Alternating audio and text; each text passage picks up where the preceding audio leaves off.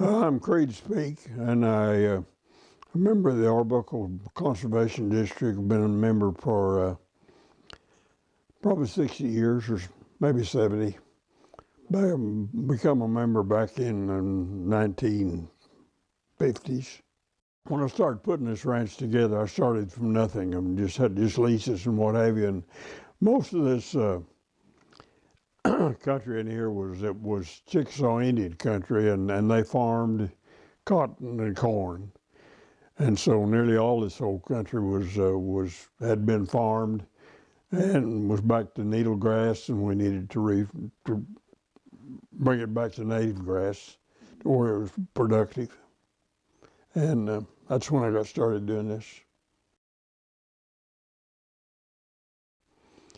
Well, we need to keep this whole country from washing away, and back in the olden days, they didn't do any conservation, and a lot of this where they farmed it and used a moldboard plow ended up in a lot of canyons, ditches, and what have you, and we had to kind of conserve those things. But that's when I got interested in it, and when we started putting this whole land together, and I knew I'm not a farmer. I was a rancher, and wasn't interested in any row crops or anything like that. And so we were wanting to put all this stuff in grass and redo it.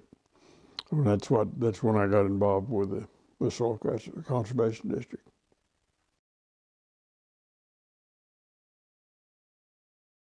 Oh, there's a lot of kind of crazy stories went on with this thing. When I was interviewed for with this young lady from Oklahoma State, why she was asking me how we put all these flood control easements together, and I said, well, we put them together like a cowboy, but they're all legal. And there was one of the structures, which it's Site 27, which is the largest structure on Caddo, and the landowner really wanted it because he wanted this big lake of water, but he didn't own the property where the temporary water would be, and we had to have an easement on that.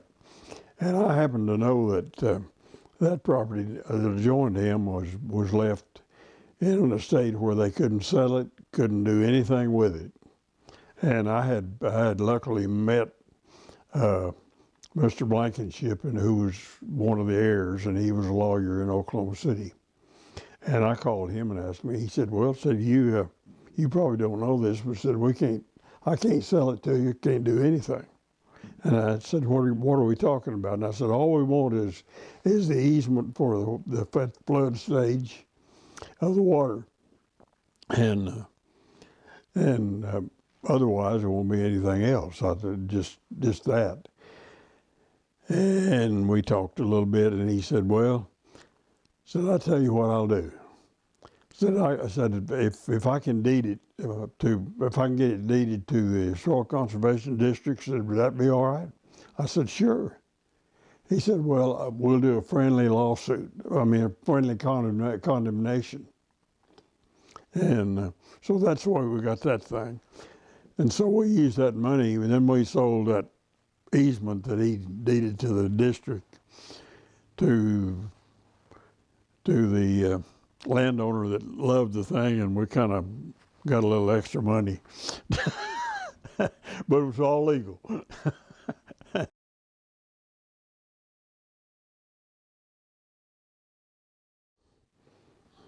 Well, we've learned a lot of things, and that we didn't use back early, and we've learned a lot about conservation, and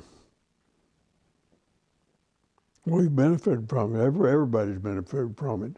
Not only the farmers and ranchers and what have you, but the general public has has benefited from it, from erosion control and all that kind of stuff.